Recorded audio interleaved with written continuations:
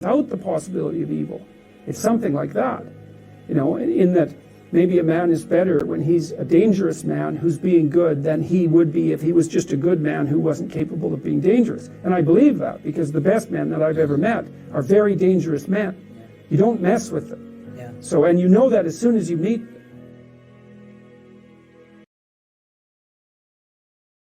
Yo, yo, yo, this is Big Boss from Oakland, California. You know what it is. Like, subscribe, share the Big Boss Real Talk YouTube channel. Okanda. Big Boss leaning from Oakland, California. Cooking with that gasoline. How you guys tonight? Who do the hiring and the firing? That's the boss. Who the man in Oakland? That's the boss. Lame talk, oh man, not the boss. Biggity, wiggity, Bossellini with the sauce. Travel bros catching flight, not for love. Bossellini up in here to bust it up. Talking dirty, you don't like it, hit the tub. TLC, keep it pop. I'm a thug. Hey, area, like that. Real soft, pillow whisper, that's that squeal talk. Woo! I don't feel y'all, dog, like you real lost. Too much imitation talking, get your peeled off. Yeah, Big Bossellini, the shrimp blue weenie. You never see me, disappear like Houdini. Don't call me for no favors, that's real talk. Straight up, you know what it is. Plan. That's that big boss, who do the hiring and the fun. That's the boss. Who the man in Oakland? That's the boss. Lame talk, oh man, not the boss. Oh man, Biggity, wiggity, Bossellini with the sauce. With that sauce. That's what it is. Big Boss from Oakland, California. Yo, we tripping tonight. We tripping. Boss is tripping. You say, boss, it's not a Saturday night. You supposed to do the Saturday Night Lives. Your ass halfway ain't been even doing Saturday Night Lives. And then when you would do them on Saturday night, there'd be some damn pre-recorded premieres. You been stopped the Friday night tap-in. Shout out to the old school Friday night tap-ins. You ain't doing the Friday night tap-ins. You're barely doing the Saturday Night Lives. And now you're trying to go on a Thursday? Hey, well, man, you know what I'm saying? When you got talent in the building, you got to go when you got to go, man. So tonight I got talent, hot new YouTuber coming up in the YouTube streets. Hell, this guy got more subs than me. You know what I'm saying? He's running it up. So I had to do what I had to do to get him on my channel. I want you guys to put your hands together to welcome Tripping with Jay. What's up, man? Up, everybody? What's up, Big Boss? How you doing, man? Hey, man, I'm all right. Tripping with Jay. That's a hell of a name, man. Tripping with Jay. And you got the I-N with the apostrophe. Exactly. Tripping. So I named it that way so I can use it as a double entendre. So if I want to do like a travel video, it'll be like a trip. If I want to do something controversial, it'll be trip. So you do both. Both, man. Double threat. Yeah, man. It made it away, man. I'm gonna tell it made it away. I'm trying to put it in for the what's the name. And you know, I'm putting tripping. You said, nah, boss, man, you might got to drop the G. I said, oh man. Yeah. You gotta drop the Caucasian G on there, man. The Caucasian G. Man, so that's what's up. So as far as I know, like, you know, going through your catalog and you know whatnot. So it seems like right now you hailing from Mexico, and that's why I did the whole little thing. Is that what's up? Yeah. So right now I'm actually in Detroit, Michigan. Okay.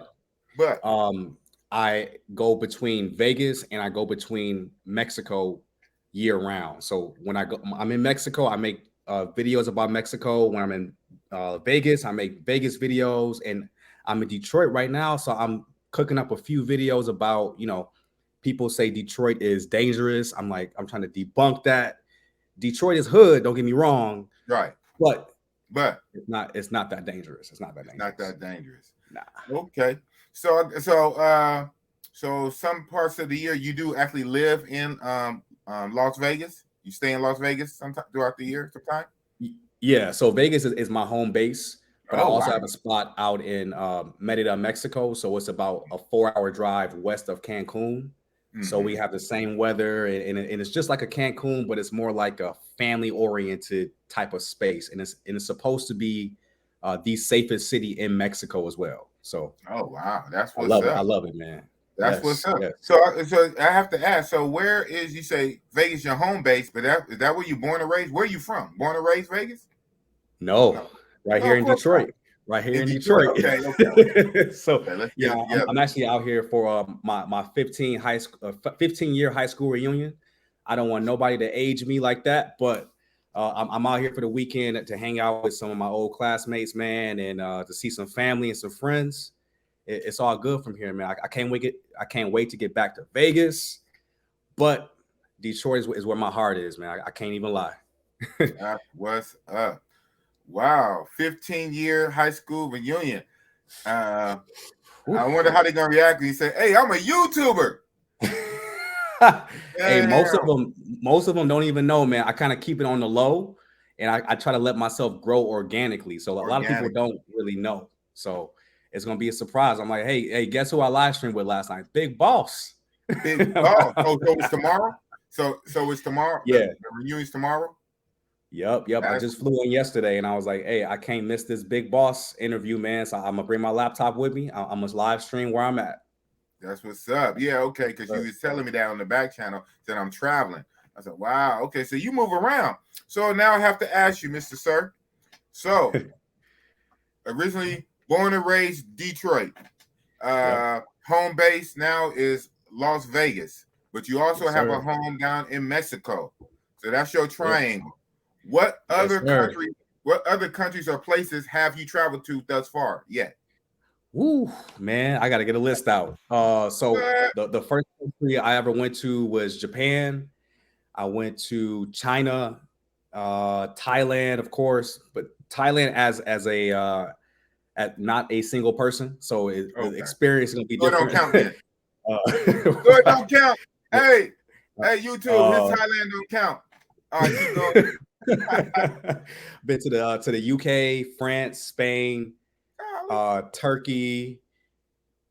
Man, you blew me out the water. Remember. I only been to the Big Four.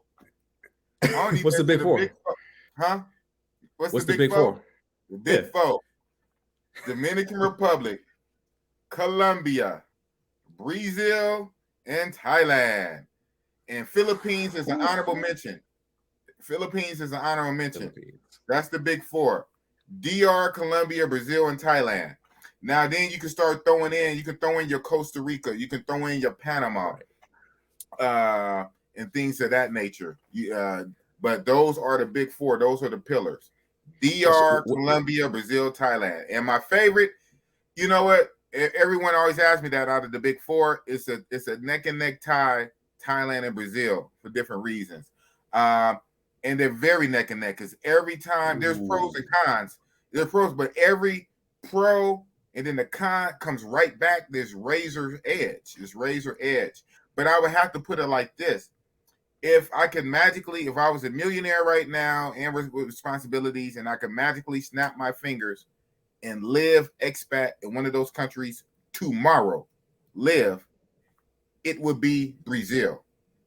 But I would live in Brazil. And party hardy in Thailand. So the way you doing Las Vegas and Mexico, I would do Brazil and Thailand. Something about Brazil, man. Brazil speaks to me. It's a lot of blackness in Brazil, a lot of Afroism in Brazil. They say Brazil has the most black people in the world outside of Africa. So outside of Africa, Brazil has the most. Wow. And being the most, more than America. Brazil has more black people than America. Yeah. Sheesh, I didn't even know that. I thought it would have been like Colombia and Cali. Yeah, you would think. No, but it's not. Yeah, and some reason, I guess I never really heard that statistic. I never cared about it. I never heard about it. When I went there, especially and then we're talking the whole country, right? So far, I've only been to Rio de Janeiro and Sao Paulo. I haven't been to Fortaleza. I haven't been south. where is even more afros. But even on the iceberg, on the tip of the iceberg, I can see it. I can see it, and I haven't even been deep in the country yet. So and I can see it and I can feel it. It's just a feeling. Have you been to Brazil yet? No, my girl at the time was trying to stop me from going to Brazil. You'd have turned into Austin Holloman. Shout out to Austin Holloman, man. That young man, he went to Brazil and lost his mind and blew up. Yeah, Brazil is real. So, but even as high as Brazil is, that Thailand is like on some things. Close. But yeah, it's a razor's edge, man. But yeah, you said you went to Thailand. So man, you've been to a lot of countries, sir. You've been around the world and Hey, like low key it's all been like, where can I fly the cheapest? So I'm constantly looking for flights, and if it's something that's affordable, like $300 or $400 round trip, and I'm looking at Airbnbs, hotels. If it's affordable for me to go, I'm going to go. I'm going to request my time off from work, and I'm out, man. You know, salute to Keith, Jazzy P. Jazzy P. Shout out to Jazzy P. Man, it's always good to have some real ones. When you a small channel, you only got a few people watching. It's always good to have some real ones. That's what's up. Shout out to Jazzy P. Shout out to Keith Jenkins. Salute. Yeah, I'm the same way. But when you say you have a small channel, man, like there are channels smaller than us looking at us as the giants. It's just like when we are in the same room with Richie Mack, man, Chocolate Man in Thailand, we look at those guys as the giants. But at the end of the day, they hit that same upload button that we do. So we have the ability to grow as large as they are. Yes, sir. Amen. Preach it. Yeah, and that's the thing, right? You got to stay consistent. You got to put the reps in. You got to be in the gym. You got to shoot. You wasn't with me shooting in the gym. You got to do it, man. You have to do it. You know what I'm saying? So speaking of that, though, your channel bigger than mine. So shout out to you. You over 2K. You at 2K 2.33. How long have you been doing YouTube? How long have you been consistently putting out content? Because we all got channels. Everyone who has Gmail has a YouTube. But how long have you been a content creator?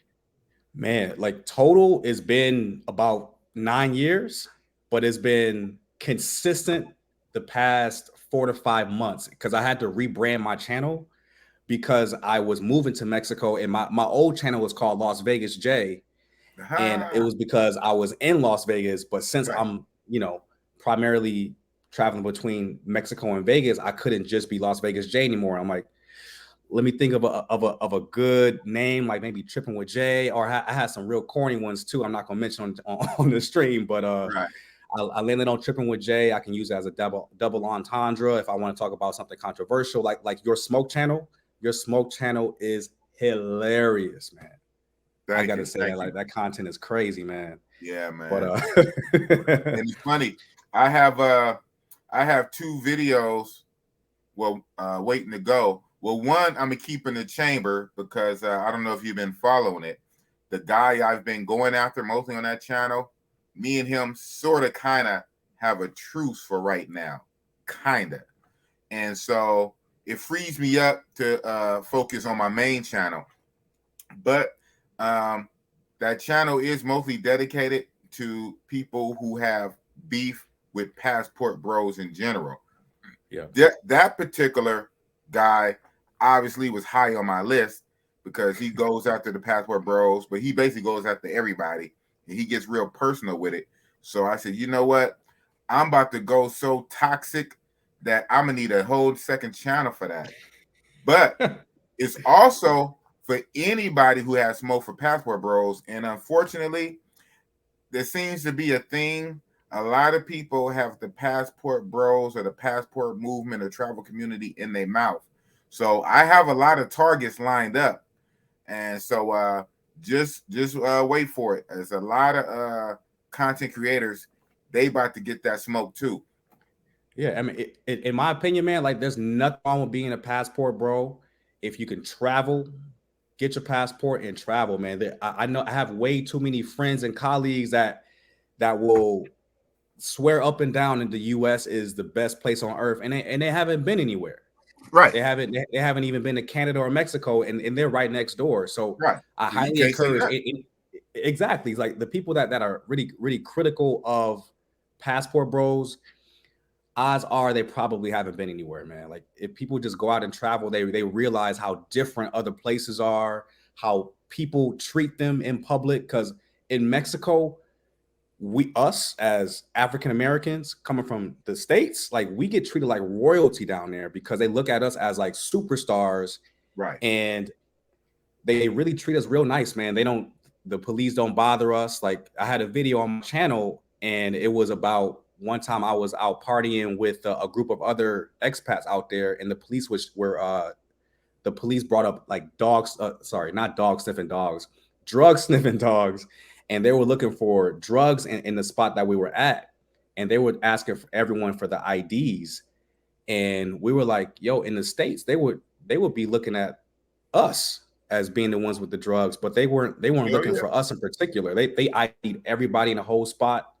They did their thing, and they dipped out without even bothering us too much. I was like, yo, I'm not used to this. I'm used to them like, like looking at us, got their gun on ready.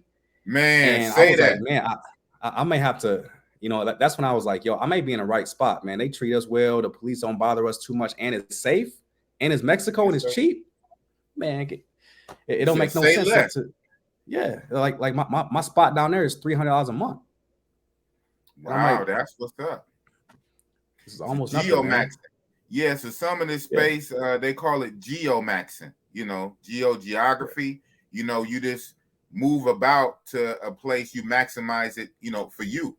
You know what I'm saying? Yeah. If it costs $1,000 over here, but if it's $300 or $400 over there, well, you geomax. You move around to where it's advantageous for you. And like I said about other stuff, everybody do that. Big businesses do it. Corporations do it. Rich people, hell, they hide their money in offshore Cayman bank accounts. You know what I'm saying? So they don't get taxed like on the American way. You have a big company that was shut down, plants in Detroit and everywhere else. They would shut down a plant, lay 1,000 U.S. workers off, and go build it overseas just so they can pay pennies on the dollar. I'm not saying that's a good thing. I'm not saying it's a good thing, but I'm saying it is a thing, right? Any and everybody is always going to move about and try to find a better situation for yourself. Why would you stay in a situation that, that's not the best for you? So yeah, it doesn't make any sense, man. And we only got this one life to live. Why not explore all of the options that we have? Like, why would we stay here in the States? Let alone, I know people that haven't left their city. Yeah. And they think their block or their hood is the only place to be. I used to be like that. So I know. Yeah. You got to step out, man, and explore, get lost. You got to explore. Human beings were made to be nomads, man. We used to actually be nomads traveling through the entire world. And that's how we settled on different countries. Like we have to explore and see what the options are. And people that don't do that, I feel sorry for them because the rest of the world has so much to offer us, man. And they treat us so much better overseas than they do here in the States. And it's a sad reality. They do, for the most part. They do. Yeah, a lot of other places, Black men are celebrated. So, they say go where you celebrate it and not tolerate it. So, only thing I would push back a little bit on the Mexico, Tijuana must not be the real Mexico. Because when I go to Tijuana, man, I be on edge with those federale policias, man. Yeah, like I haven't been to TJ yet, even though like I'm rather close being in Vegas. Right. But I just feel like Tijuana is just not. It's every sense of a border town, because it's literally on the San Jose border, right? You walk over, you're from not San Jose, San Diego. San Diego, you walk right over, and now you're magically in Mexico. So it's literally on the border. You just look over the wall, and it is literally like a border town, and lawless, crazy. Yeah, I remember the first time I went out there years back, I got jacked by the police. They hit me up for like $300 US, man, on a bullshit stop. I'm driving in the middle of the night, and the Mexican police get behind me, pull me over, and say, "My friend, you ran a stop sign." I said, "There ain't no stop sign around here. Look around me. There's no stop sign. It's a big old tree." Okay, but guess what happened? They did on purpose. It's a big old tree blocking the stop sign, and I found out later that that's a trap. And I talked to other like Mexican people or whatnot, and they said there's a lot of similar traps like that, like traffic traps, you know, where they get you. That's crazy, man. And they just jam me up in the middle of the night. And so basically, long story short, it cost me $300 US to get out that situation. I'm like, wow. So, but then ever since, you know, I've been back. I don't know, man. When I see those Mexican police, man, they be looking at me. Well, I am a big dude. So I'm a big dude, and I'm just out there. They probably like, who this big old black guy walking around? They just be on me. So I'm like, man, I be pulling away. I make sure I hurry up and duck into one of those little clubs or whatnot. I don't know, man. But shout out to you. So. Yeah, like it was like, trust me, like I've been watching like other YouTubers that are in Thailand, man, and shout out to Travelversity, shout out to Richie Mack. Yeah, and they've been going over how much it costs to actually rent a spot out there, and I'm like, cheap. It's so cheap. It's a no-brainer. So this makes me want to actually try to go to Thailand and live for at least like a month and see how I like it. And it may steal me, man. You know, Thailand, I heard it's a little bit better than Mexico, but Mexico's a little bit closer. It steals almost everybody. Almost everybody I talk to, die hard. I mean, die hard Colombia guys. A lot of the guys in our community are Colombia guys. Me, I am not. All right, I'm more of a Brazil guy, but die-hard Colombia guys who speak Spanish, who took time, spent money to learn Spanish for Colombia. Go to Thailand, all that Colombia stuff go out the window. And I'm talking hardcore Colombia Medellin guys that go all over Colombia. That not even just Medellin, Barranquilla, Cali. They learn Spanish. They learn Spanish for Colombia. Go to Thailand, out the window. Shout out to Aaron Ferris BMT. I'm going to tell it. Yeah, Aaron Ferris. How long was you supposed to be over there? That man been over there about a year now. And it's funny. It's kind of an inside thing. I think they let it out, so I'm okay. Richie Mack Zoom to Thailand is always getting on Aaron Ferris BMT about that. He said, man, you supposed to leave. You still here. Same with shout out to Jock, to Travelversity. Shout out to Travelversity. I had him on the channel many a time. Travelversity, Jock, same. He's a Brazil guy and a Colombian. He loves Colombia and he loves Brazil. Man, Thailand stole his heart. I remember I talked to him just the other day. He said, man, I live here now, dude. It's all about Thailand. So Thailand is going to do that. And even for me, it's very close, man.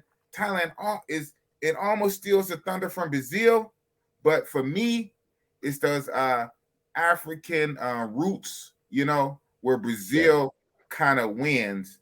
And I would have to say the average normal, you know, body, you know, the woman body on average still is more what I like the time. But you can find it. You can find it in Thailand. You can absolutely find it in Thailand.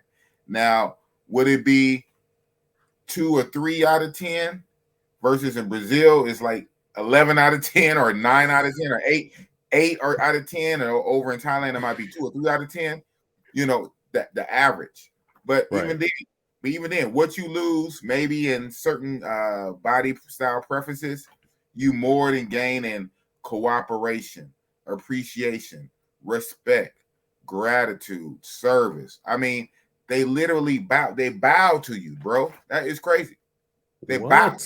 They bow. Dude, that happened. I went the first time. I'm like, what the hell? You feel like a king.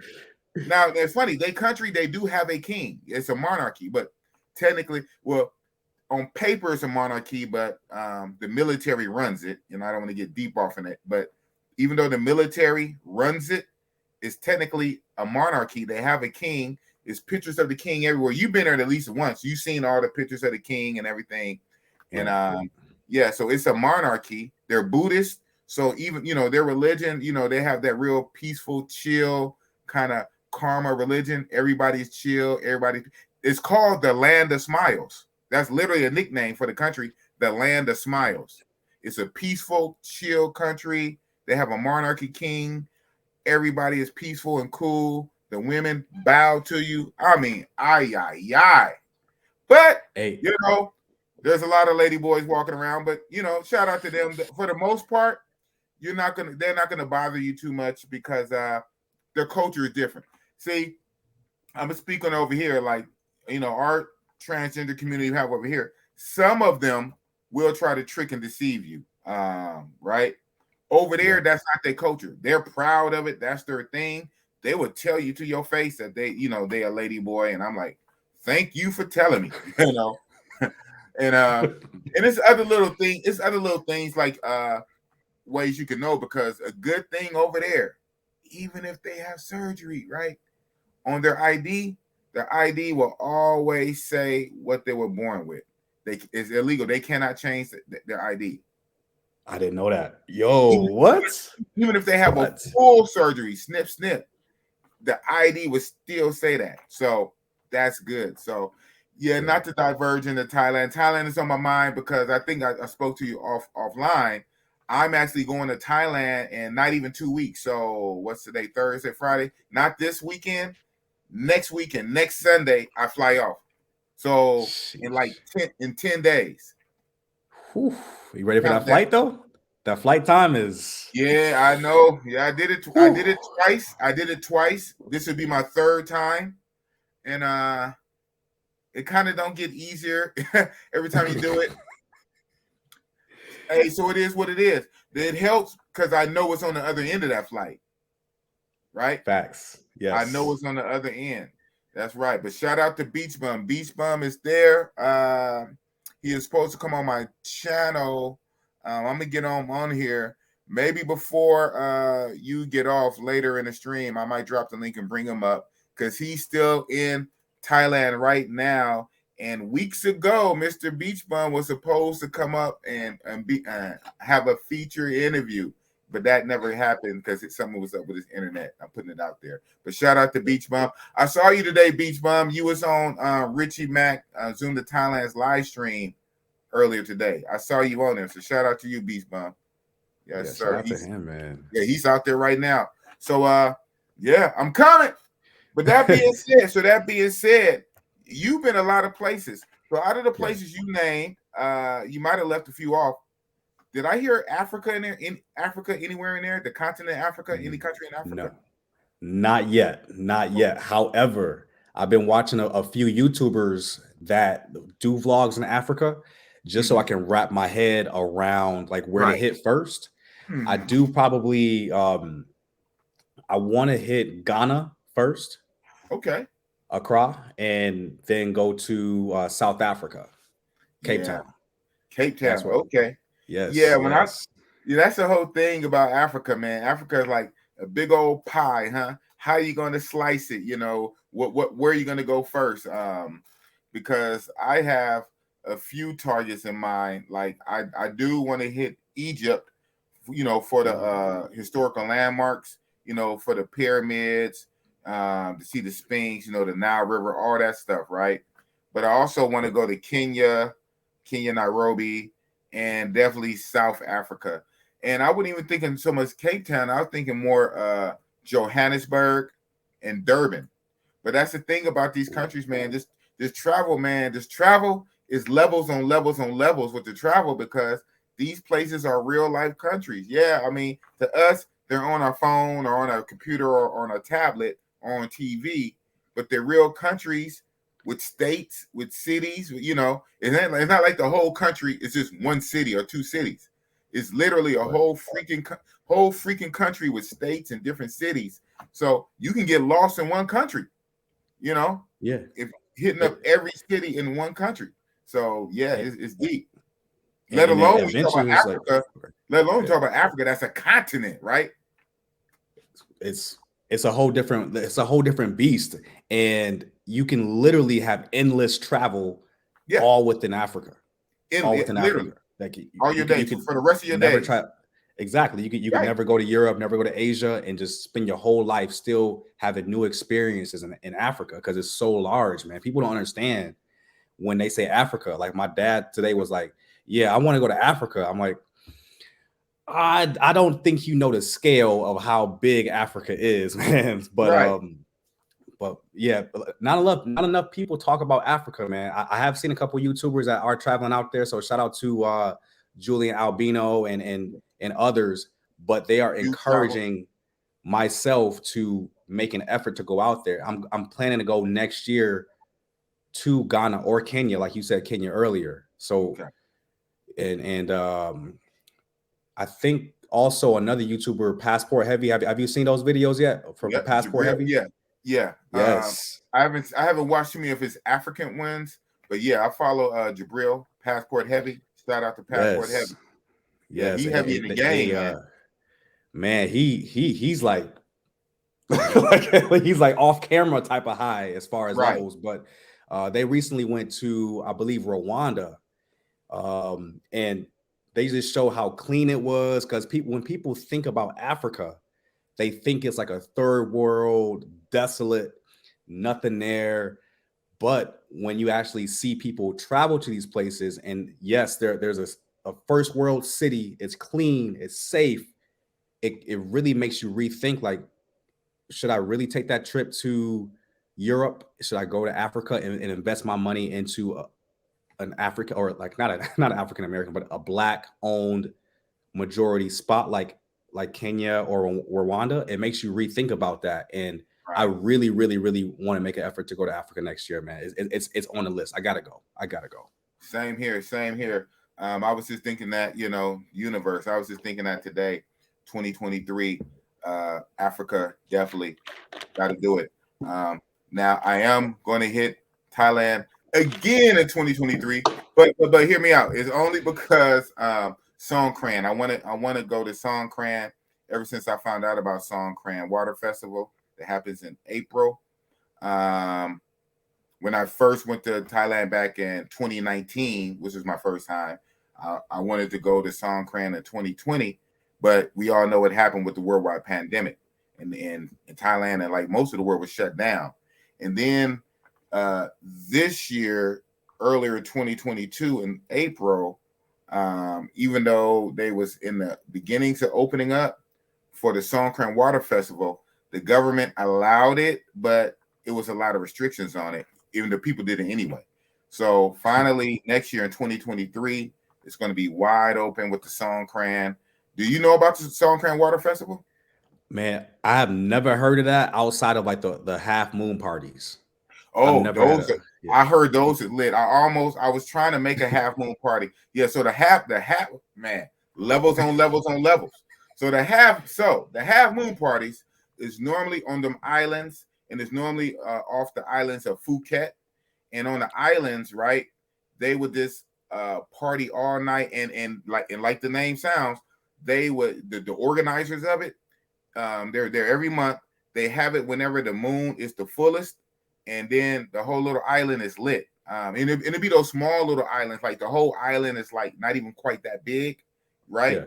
And so they set up like like an outdoor club, like big giant speakers, the bright lights, the confetti, the liquor is flowing. Like people basically walk around with buckets. You walk around with the buckets of liquor or whatnot, and this anything goes, and it's just super lit all night on a half moon party on them islands. Woo-wee.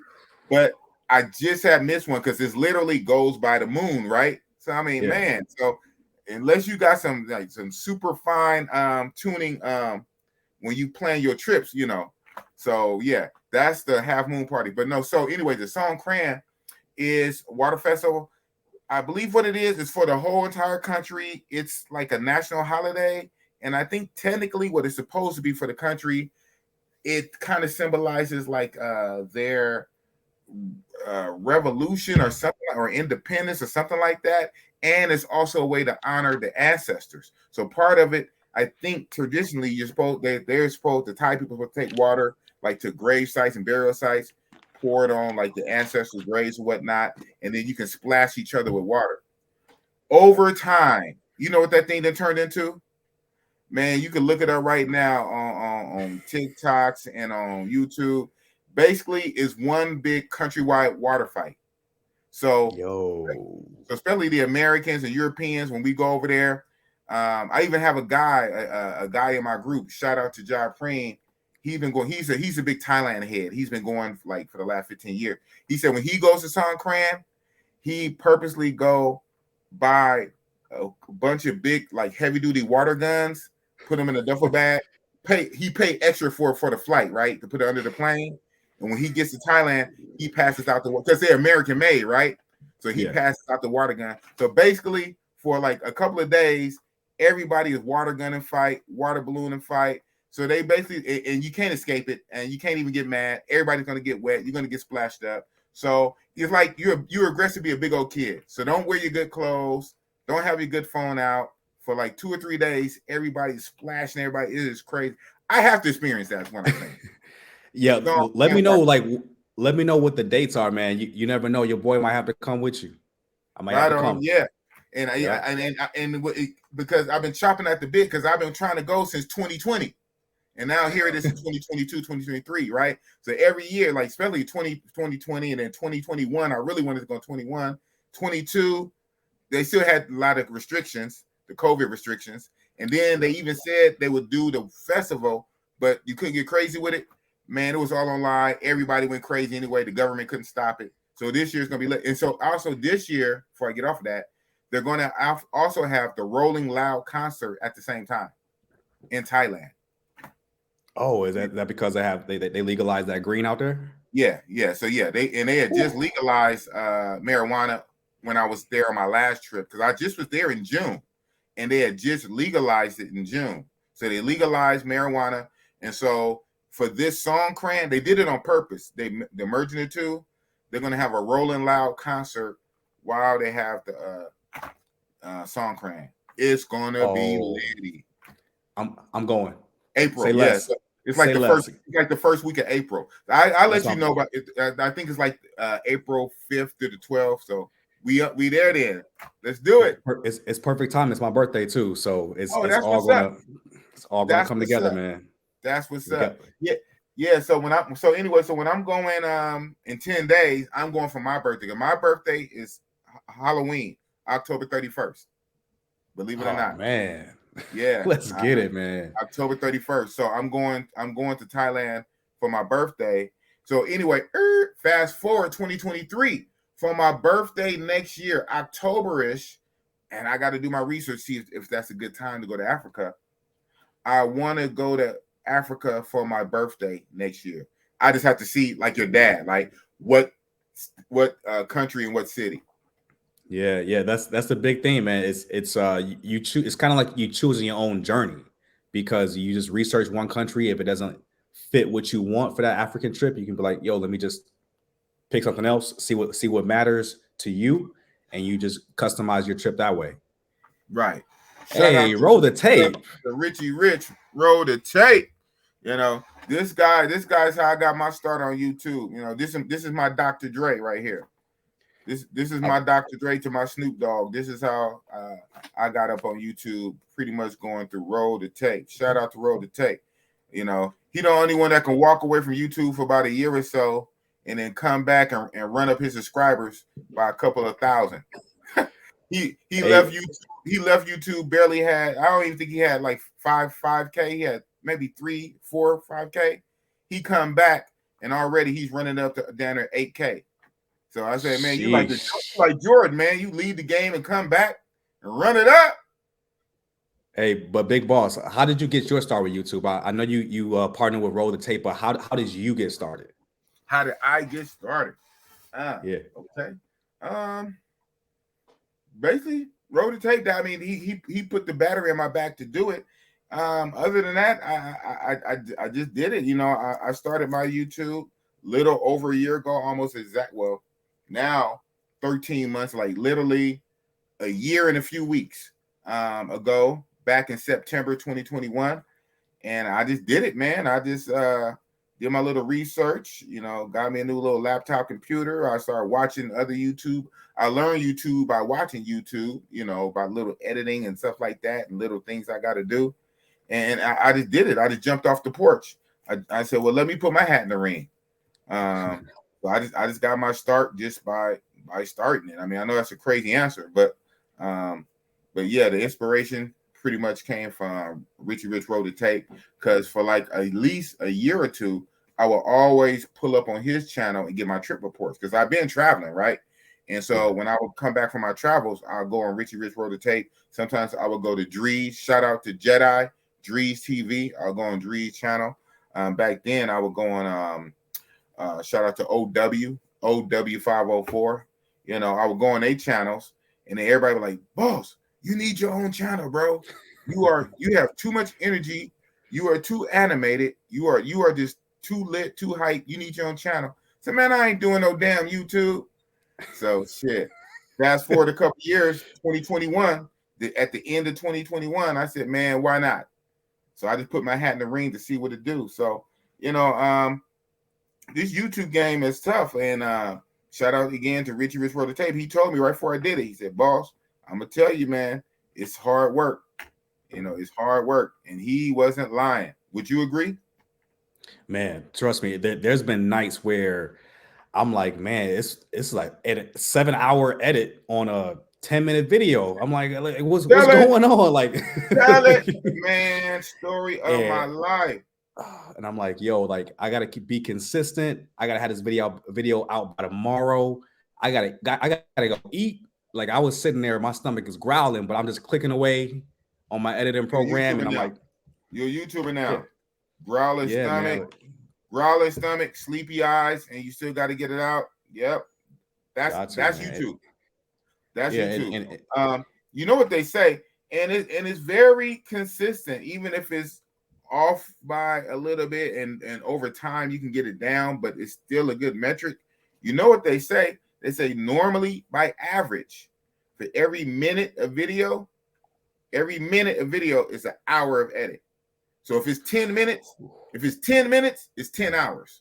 If it's 5 minutes, it's 5 hours. Now, yes, you can like kind of shrink that, right? So if it's 10 minutes, 10 hours, you can say 7.5, 8 hours, but it's not 2 hours. People think it is. People to do it right, a good 10-minute video. You're not going to edit a 10-minute video in 2 hours. It's not going to happen. No. Well, not with quality. Right. That's 2 hours is still literally almost like you just throwing it up in the raw.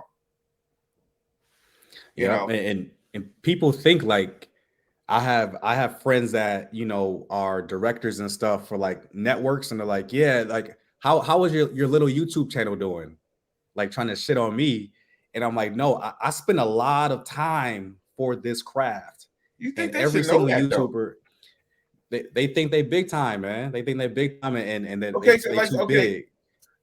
Big boss breaks.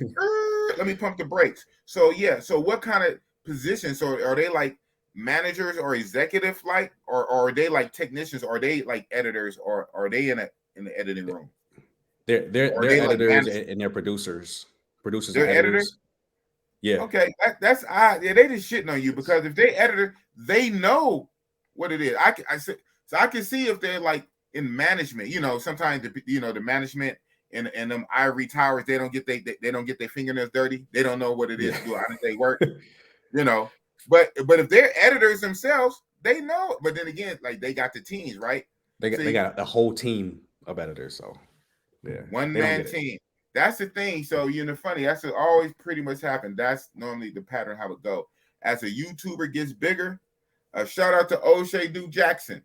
As the YouTubers get bigger, guess what? They hire people to edit for them. Yep. So, they hire Fiverr. So all they literally do is turn on the camera and talk. And that's it. Yeah. They turn on the camera and talk, and then they send that footage off to 1, 2, or 3 editors. And and they just do that constantly. Like and when you do it like that, you can do that like 2-3 times a day. Or like O'Shea, you can do it 5 or 6 times a day. Just talk. As soon as you finish, send it to your editor. Us, What? soon as we finish talking, we go plug it in our program. Edit hours, sleep, hungry, you bathroom, hours. Gotta take a break, walk around, go get some air, splash some water in your face, come back, edit, hours for one video to get 100 views and 10 likes. If that. 68 views, 44 views, 72 views. I said, what? Right, but it takes watching those bigger YouTubers to really figure out, like, hey, like, if you just keep your grind on, you keep putting out those videos consistently, you're gonna grow. Whether it's being reacted to by a larger channel, like how Richie Mack blew up with Zoom to Thailand. He blew up just off of one video. It just takes that one video, man, to just blow you up, and that's all it takes. You just have to keep doing that, and people will give up because they'll make their first few videos and get like 1 or 2 views. I'm like, you know what, this is not for me. But the people that I can see it. They shouldn't, but I can't be mad at them. I can absolutely see it 1,000%, because you look at, everything is a balance. You look at the effort you put in, and then the result you get. Yeah. It's like, I'm literally working for free. I'm working for free. I don't work for free for nobody. That's slavery. I'm working for free. I'm putting all these hours, all this effort, a lot of times spending my own on the upfront, right? Just like any kind of business, you got to put your own capital in. I'm spending my own money. I'm working. I'm doing all this. Don't get no appreciation. And worse than that, might get some trolls. So I'm already not getting appreciation. I'm not getting likes. I'm not getting views. And I'm getting hate and trolls for working for free. Man, fuck this. I could be doing something else.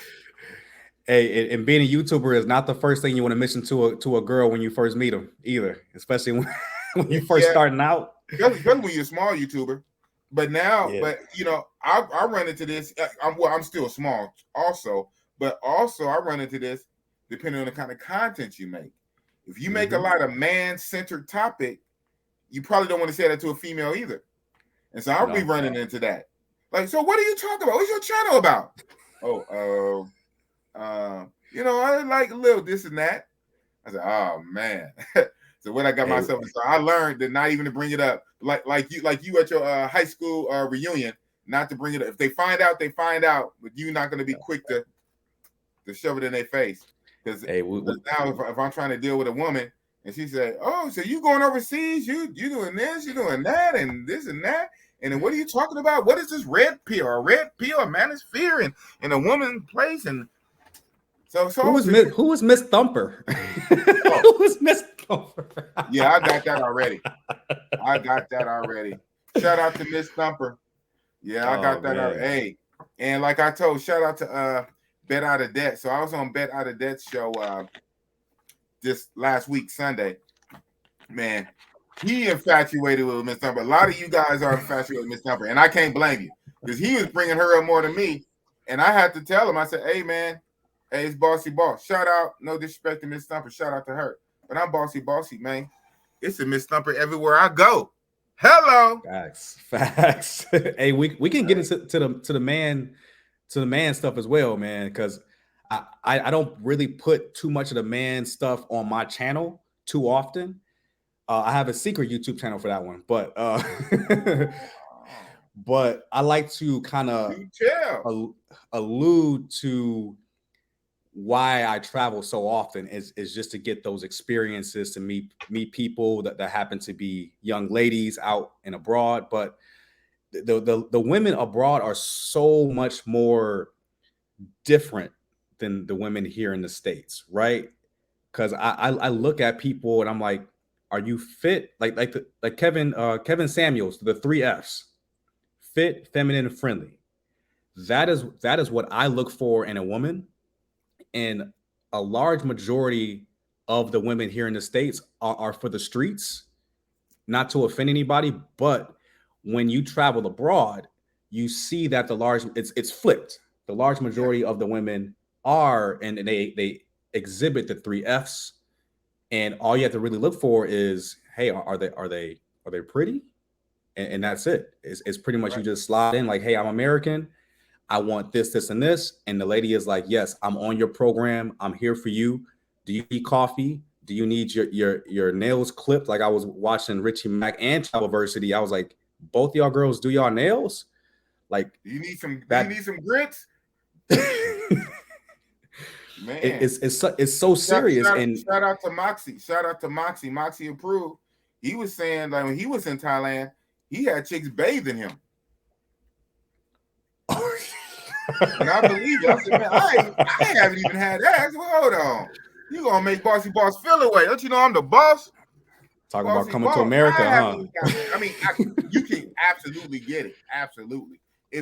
I mean, because a lot of times with that nail clipping and all this other kind of stuff, this is stuff they do on their own without asking. Key word, without asking, on their own. So let alone if you ask, right? So yeah, if you ask for a baby, oh yeah, they lather you all the way up. So hey, it comes down to culture, man. It comes down to culture. You know, we have a lot of detractors, a lot of haters that want to hate on Passport Bros. I think a lot of it is just jealousy, because the main ones hating for the men, they can't do it for whatever reason, whether it's financial, they don't have the money, or they can't get the time off work, or more likely their stateside circumstances with family, right? With a wife or a girlfriend that won't let them go, or kids, which probably come back to money and responsibility, and they're kind of anchored, they shackled here, and they can't go. Yeah. So they hate. But shout out, you have some guys, you got some real ones, you got guys who are in that position. Instead of hating, they root for us. Cause I know guys like that. They're like, man, I'm married. I wish I could do what you do. You know, my job right now won't let me go. I have kids and responsibilities, or I'm married. I can't do what you do, but I'm glad you doing it. I'm glad to see a black man doing it. You keep going, brother. How can I support you? I said, there you go. That's a real one. Yeah, this guy can't do it, but he don't let that be the reason he hate. Even though he can't do it, he's happy for the next man. So I have to kind of say that to bring balance, because not everybody who can't do it are haters. I think a big majority of them are the haters, are the guys who can't do it. But you have some guys who can't do it that actually support us. Yeah, I was watching the Flyboy Wave stream, and he said that 7%. Shout out to Flyboy Wave Fresh. Yes. FLY. On all platforms. But he was saying that yo, his intro is hilarious every single time. But he was saying that only 7% of us African Americans travel. And I'm like, that's an increase. It used to be 5. Yeah, so it went up. That's crazy. That's crazy. Like, we're not at the 10. And just think about it, how it's gonna look. And that's like anything, if you really get nerded out with numbers. Anything when it hits 10 to 15% is like critical mass, because nothing ever is going to be 100% or 50%. And so for you, when you talk about hundreds of millions of people, right? Tens of millions or hundreds of millions of people, 10 to 15% is a lot. So we're at 7%. So just think when it hits 10% and 12%, it already jumped. It used to be 5%. Now it's 7%.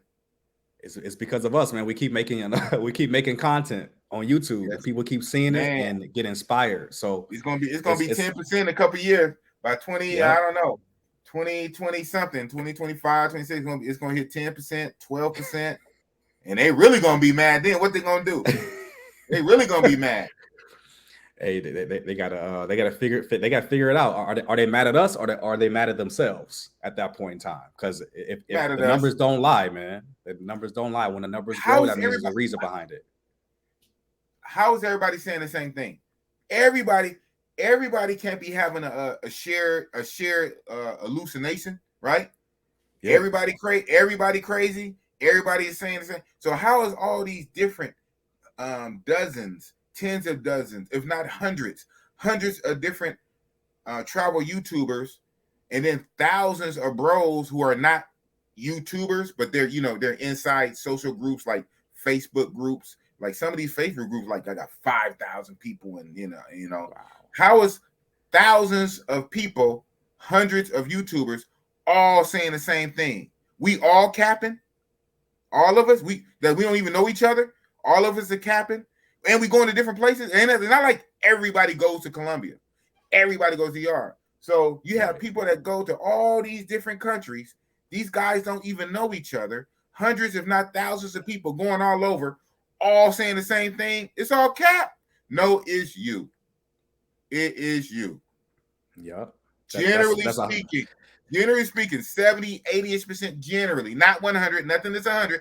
Generally, largely speaking, in other countries, the culture is different than American, this westernized American culture in the USA. The women act different. They were raised different. It is what it is. Or maybe they wasn't raised on MTV and all this old other kind of stuff, and these college university professors pushing this feminism inside these colleges and these university degrees and all these TV shows and everything else. They wasn't raised in that culture. They got a different culture. They was raised different, so their mind is different. So it is what it is. We all ain't lying. We all ain't capping. And when you go there, and it is overpowering the first time when you're not used to that. You're coming from a situation in America that you're used to dealing with one thing, whatever it is. You go somewhere else, totally free, totally resistant, submissive, cooperative, trying to get on your program. At first, you almost like, hold on, who sent you? I mean, to be honest, in the beginning, it's almost like that. It's almost like, hold on, man, something ain't right. This is not how it's supposed to be. We're supposed to be bickering and battling for supremacy. Who's going to wear the pants in a relationship and all this, and this is not how it's supposed to be. Until you keep going, and then you go, and then you say, hold on, maybe I'm tripping. Maybe that country. Okay, let me use this passport. Let me go to another country. Same thing. Hold on. Let me go to another country. Let me get another stamp. Same thing. Okay, let me go to a different city in that country. Same thing. Well, let me talk to some other brothers in these groups. They all saying the same thing. Well, let me go log on YouTube and see what they're talking about. Same thing. So we all fucking lying? No, it's you. Change your fucking attitudes. Bring it down. Bring it down. Change your fucking attitudes. That's it, man. People don't understand. And that's real talk with Big Boss. And tripping with Jay. Y'all tripping. Y'all keep tripping. We gonna keep tripping. Exactly, man. Y'all tripping. Y'all tripping. Like if you ain't at least at the minimum, if you are in the States and you have not at least been to Mexico, which is right next door, you are missing out on an entirely different experience in life. People are so exactly like people are so stuck in this damn hamster wheel. They go to work, pay bills, go to work, pay bills, and that is their routine. They don't have something that inspires them to change that routine, to go out to Thailand, to go out to Mexico.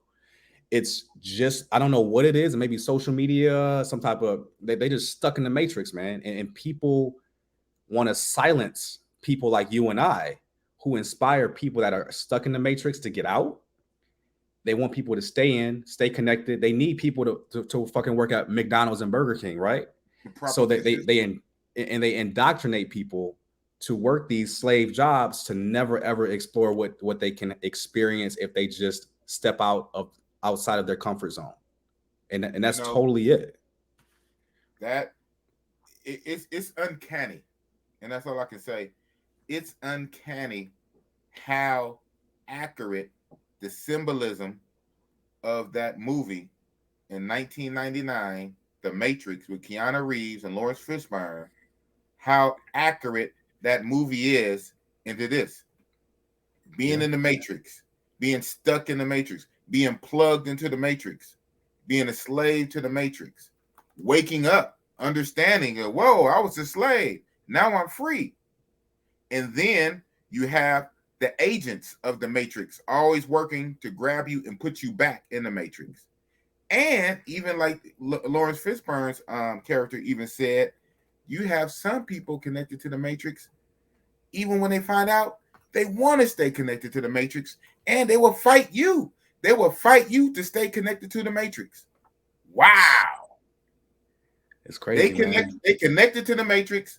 They find out, they wake up, and they want to get plugged right back in, and they will fight you to stay in the Matrix. Wow, wow, wow.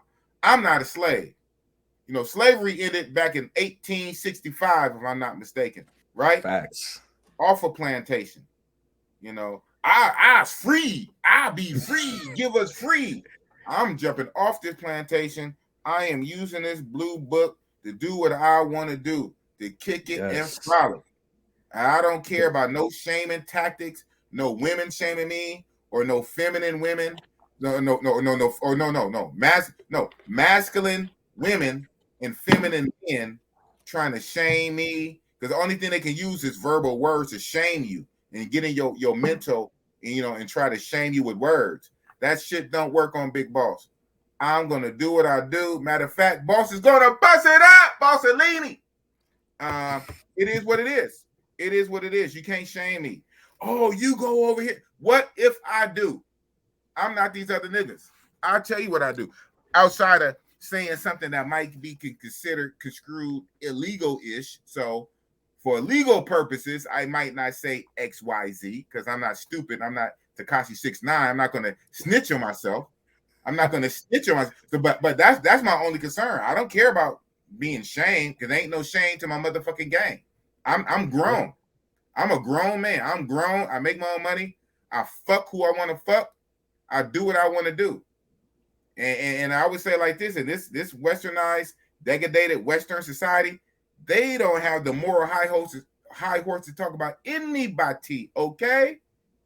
With all this extra moist ABC, XYZ alphabet stuff going on, you don't know what bathroom to go into. You got so much alternative stuff going on that's loosey-goosey in America. You have no moral high horse to say anything what I do. If it's not underage, and if it's not forced, then you can't say nothing about what I do with all the stuff that they allow to happen over here, unbeknownst, right? All this craziness that America allows nowadays, all these new little agendas they got, you can't tell me nothing.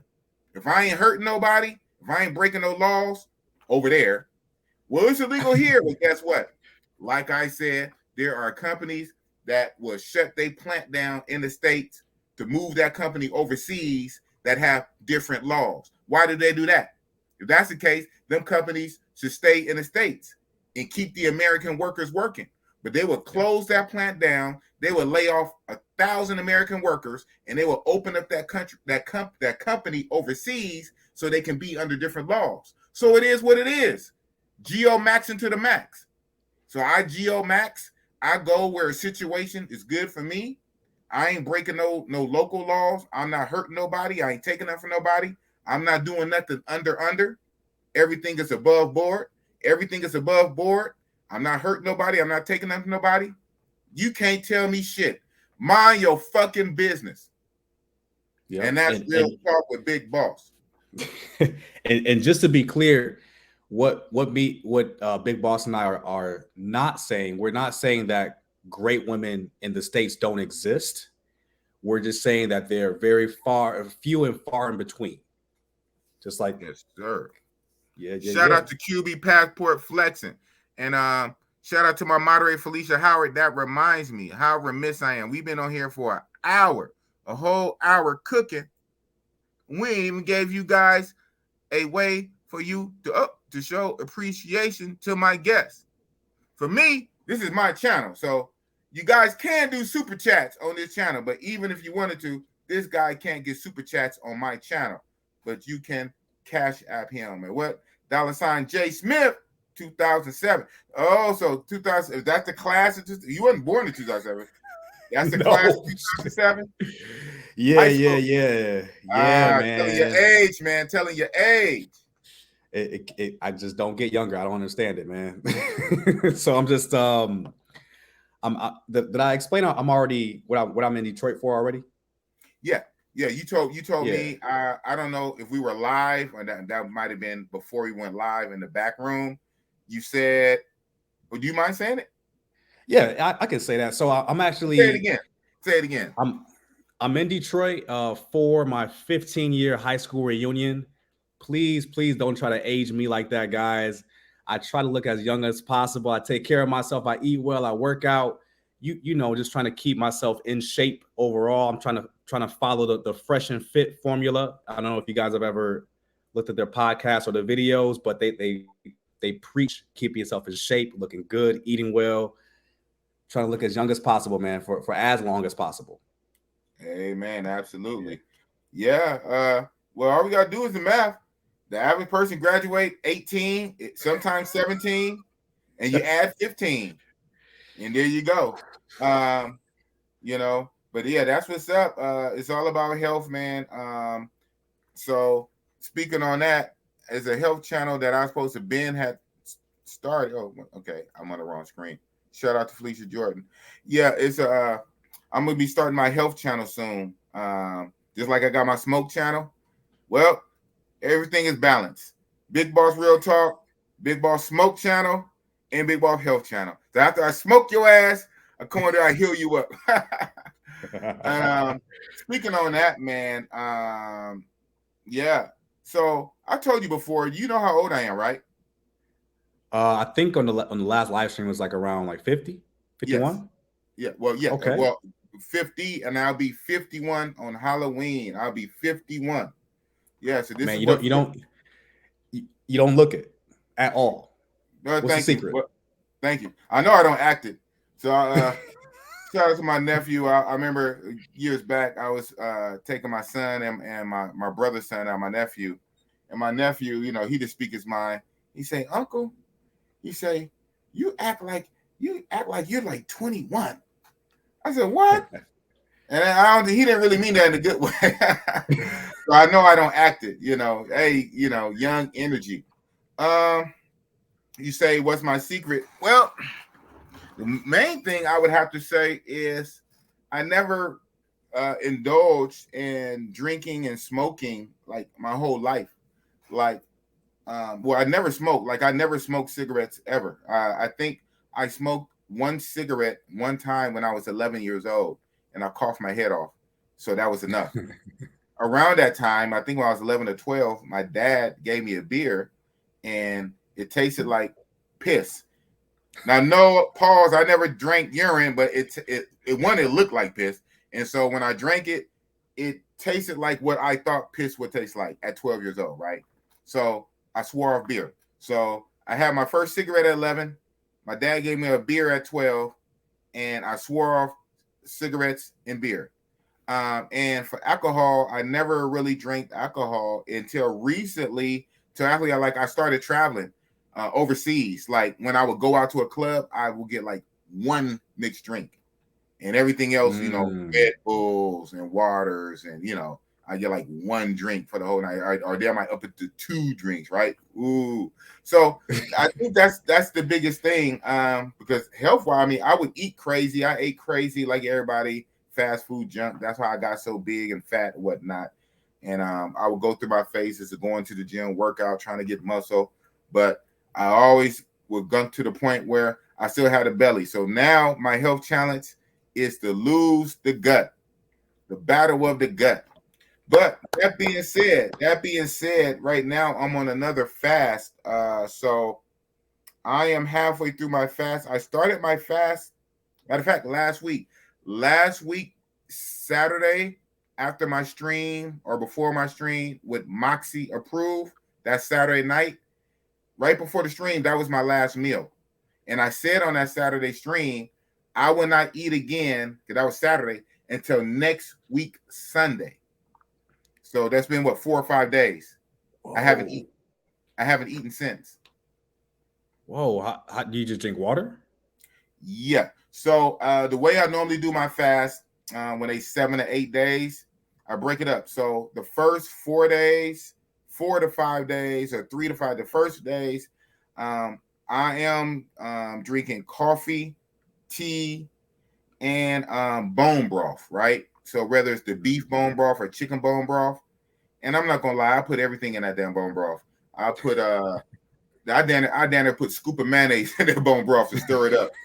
A half a stick of butter in there, salt and pepper. Man, that bone broth be coming thick. So that's for the first couple of days, so I can have something. But what I do over the next few days, I wean off the bone broth, and then even the coffee and the tea. And the last 3 days, pure water and salt. So funny you say that. So today is the day where I transition to water only. So from Sunday to yesterday, so Sunday, Monday, Tuesday, Sunday, Monday, Tuesday, Wednesday, 4 days, man, I was living off that bone broth, man. Like I said, I would hook that bone broth up, man. Wow. Bone broth and coffee. Bone broth and coffee for 4 days. The next 3 days, water only. So even this was water. It wasn't coffee. And when I start my health channel, these guys, they're gonna have to sponsor me when I get enough. So when I fast, I normally take these little packets. These little packets you put in your water. They give you like all your electrolytes and stuff you need. You know, they got the different flavors. So that's what I'll be on. Dude, I know a lot of health stuff, nerdy health stuff, believe it or not. And I said, I know too much stuff that I'm not doing, right? So first of all, let me make a channel that maybe in 2 years it'll grow and get 1,000 subscribers, and maybe down the line I can make some money from a health channel. Because again, health channel, let's be real, if it's done right, you can actually get more subscribers because it's more wider base. I can get white folks. and another reason I'm always thinking, it will actually give me some accountability. So even now, that's one reason why I even said what I said, even on last stream and this stream. Because when you kind of put it on the internet, you almost got to own it. I'm about to fast the next week, right? So it's kind of like psychological mind games within games. It's kind of even why I said it online. It kind of gives you like a built-in accountability. So just think, if I make a whole health channel this week, I'm gonna do this and do that. You know, it kind of helps me, and then I can share my journey and I can help other people. And you would inspire a ton of people, man. Going from where you are right now to where you want to be, you're gonna inspire thousands, if not tens of thousands of people, and that channel may blow up, man.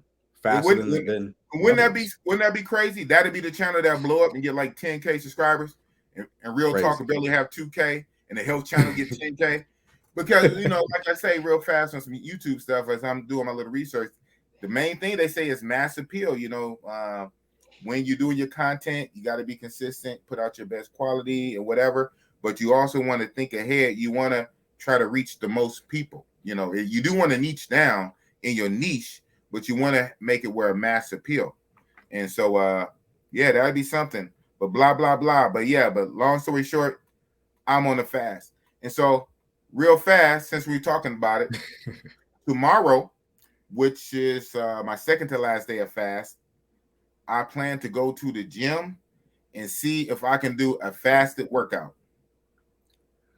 Whew, that's gonna be a tough one, man. Without falling out, passing out. Do you just mainly do like cardio? Do you like lift weights? Oh, I lift, man. My cardio is lifting weights. My cardio is lifting weights. That's my cardio. Garfield Lawson Garden at Big Boss Real Talk. Juice, carrots, pineapple, ginger, celery. It will help you get rid of that stomach fat. Right on. Thank you, man. I'm open at this point, man. I'm open for anything, man. Because like I was showing my son with my big belly, I ain't gonna clown myself right now, but I probably will do silly stuff like this on my health channel. So when I do it, you guys subscribe. That'll probably be on the channel. I walk around with my shirt off, and you see my fat, pregnant belly on my health channel. And all the trolls really get to clown me then, right? Until I lose it, right? They're gonna screenshot it, screen record. See, look at Big Boss, he fat. You look like you 6 months pregnant with your fat self. That's okay. That is to be motivation. Let my hater be my motivator. But yeah, like I was telling my son, I said, man, it's almost like I got air in here, like an air pocket. I mean, it's not. I mean, fat is fat. Like fat is fat. You can pinch, right? I obviously got fat. I got fat. I have fat I can pinch, but I also like air, almost like a damn balloon. It's like air, like so. I don't know, you know, it's like gas, fluid. So I gotta really get down with the science and get back to my nerd shit and really research the science and see how I can just really get my stomach flat because I'm losing. I done lost a ton of weight already. I haven't eaten since Sunday. I got on the scale. I already lost like down to 7 pounds since Sunday. Since Sunday, I weighed myself Sunday, and I weighed myself today. I'm down 6 pounds. In like 5 days. That's like a pound a day. So the weight is coming off. People at my job, they already see it. They see it in my face. They say my face is thin or whatever. But my damn stomach. But like I say, it's like it's air. It's like a bubble.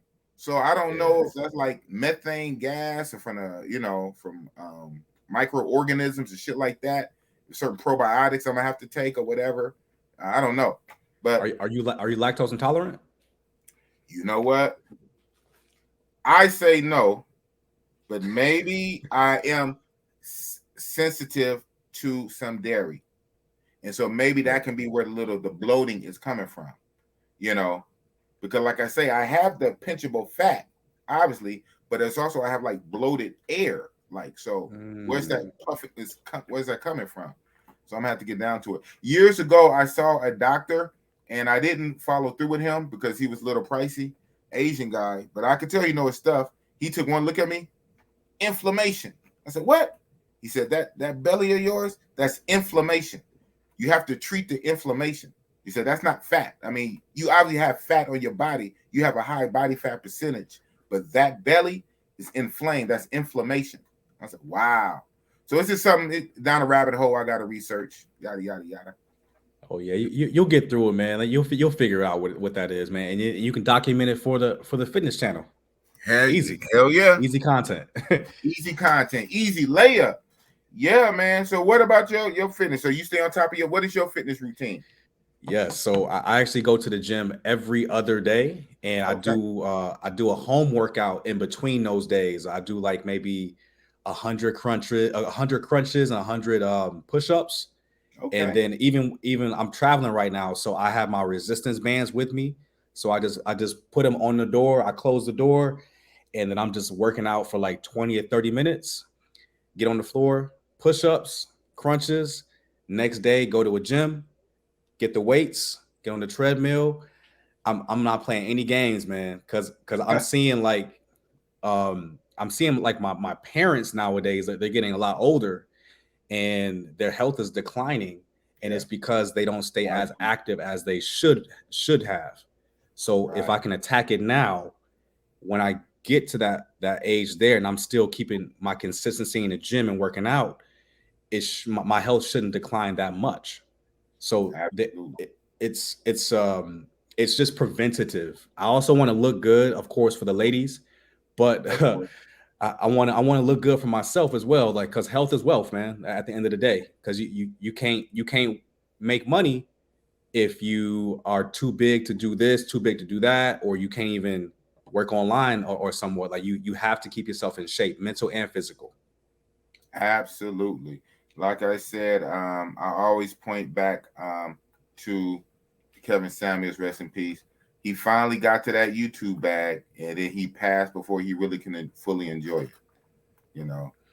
Yeah. I actually just got turned on to Kevin Samuels right after my breakup with my girl in May, and I was like, yo, I can't like I was watching his videos like back to back to back, but I was like, let me save a few of the videos and watch them sparingly because there are not any new ones coming out anytime soon. So it is what it is. The good thing he made a ton of them, but it's finite. There's no new ones coming out, and they're still up. They're still up. So maybe I should do that. Maybe I should just go save them all and catalog them. Yeah, there's no new ones coming out.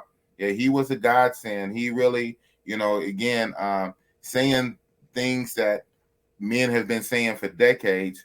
But sometimes when you say it for the millionth and 13th time, it finally sticks, right? And sometimes it takes the right person to say it at the right time with the right tone wearing a 3-piece suit or whatever on a certain media. Now you finally get it. We've been saying that for 50, 60 years, but hey, as long as they get it. And so he came at a critical time. He at least started the conversation en masse.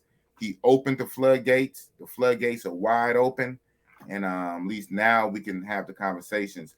But unfortunately, we are getting a lot of pushback. We're getting a lot of pushback. And so like I was telling people, Kevin Samuels was more for marriage, traditional marriage in the States than a lot of people give him credit for. The average, right? We're all different. We're not a monolith. We're kind of a gang, but we are all kind of different. There's sets in the gang. The average passport bro is not looking for marriage in the States. If he's looking for marriage at all. And if he's looking for marriage, he's looking for marriage where? Overseas. And that's if. That's a big if. That's if he's looking for marriage. He might be looking for marriage overseas. The average passport bro is not looking for marriage in the States. So shout out to Willie D, man, the rapper Willie D. You know, he got his podcast. I remember he had said this, and I'm trying to find a clip because it was random. I think a year ago. I think it was before I wanted to say it was before Kevin Samuel passed. That would make it prophetic. Because what Willie D, it wasn't even like a real full video. I think it was like some random TikTok stuff. Because I remember he was in the car at the gas station, and he just had a rant. He said, "You know what, y'all ladies, y'all better appreciate Kevin Samuel." Yeah, I think it was before he passed.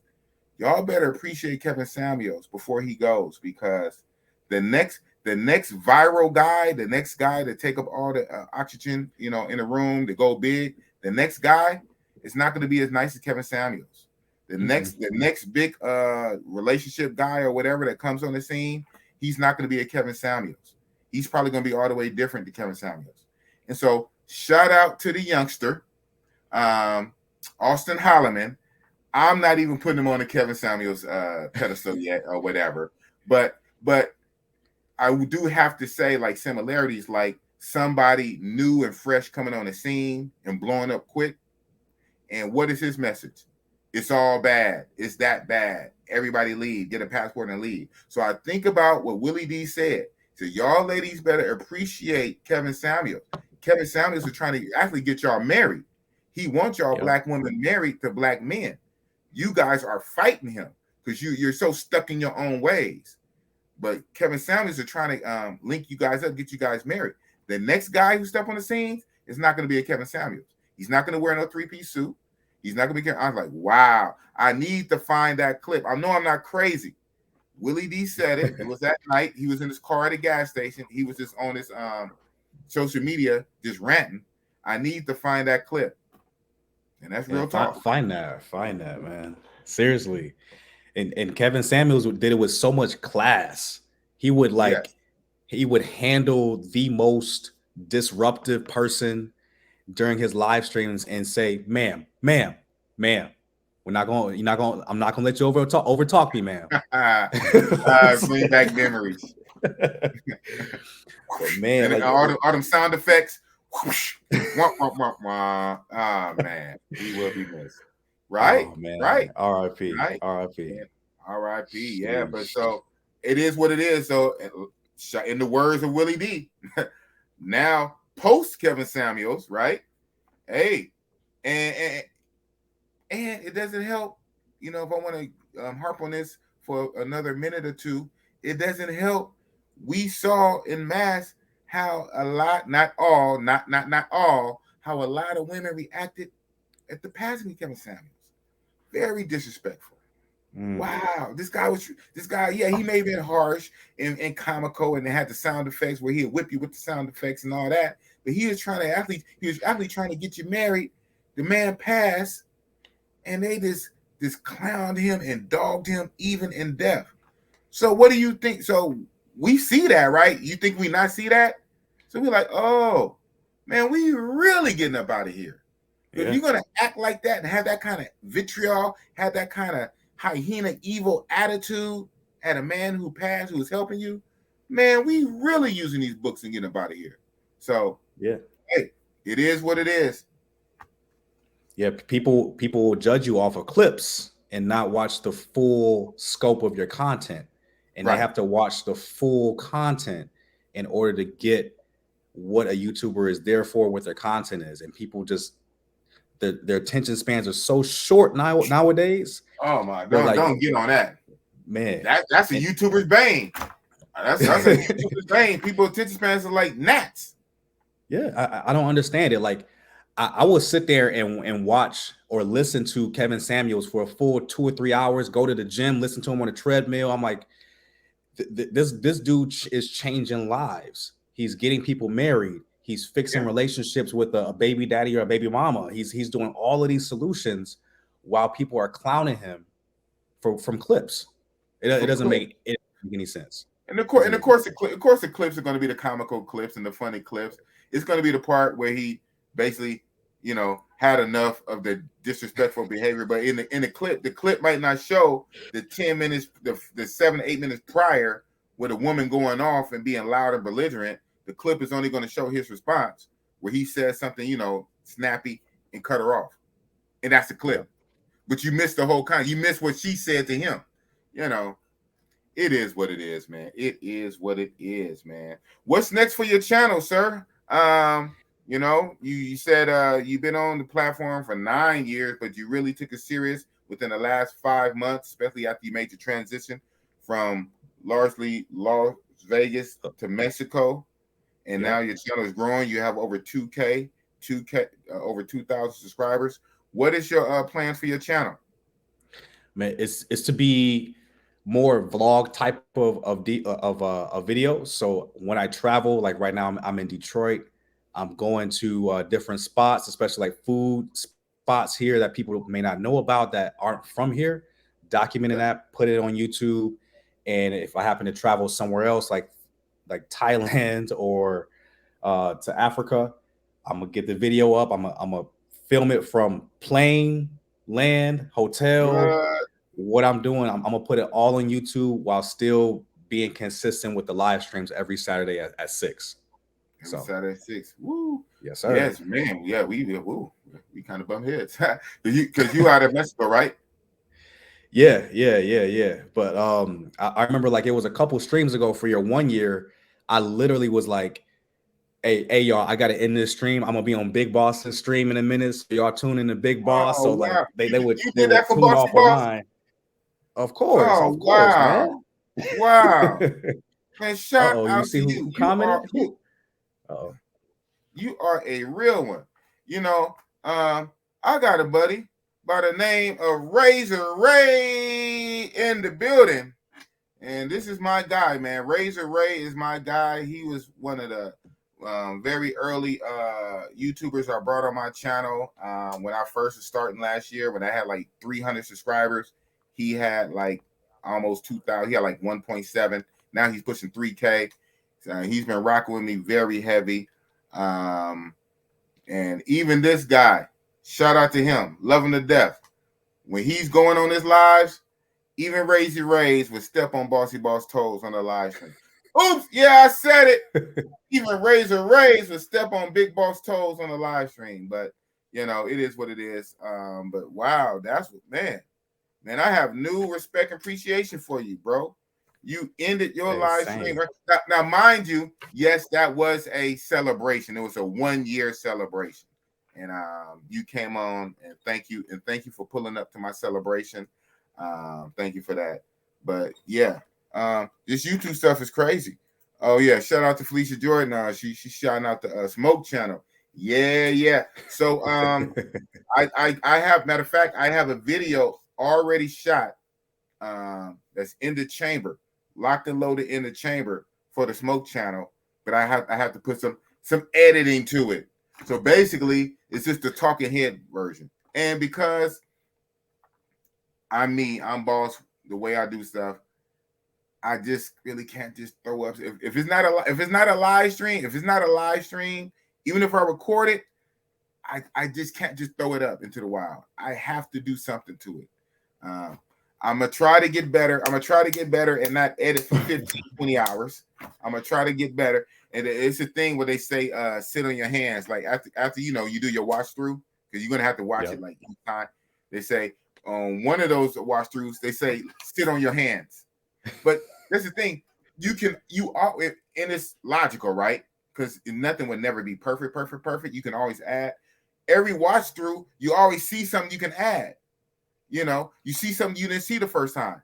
So I try to tell myself, okay, this time was normally like the 15th time. This time when I watch it through, I'm only looking for mistakes. If there are no mistakes, I'm not going to mess with it. Even if I see something I can add, if it's not a mistake, I'm not going to. And 60, 70% of the times I can do that. And sometimes, okay, this one little thing. But then you gotta go get the sound effect, or you gotta go get the image, you gotta go download it, and you gotta take it, and you gotta kind of remove the background and then make it the PNG, and you gotta drop it, and you gotta find it, you gotta bring it in, you gotta line it in the timeline, let alone you want to put a sound effect, put in this and that. 30 minutes for one little thing.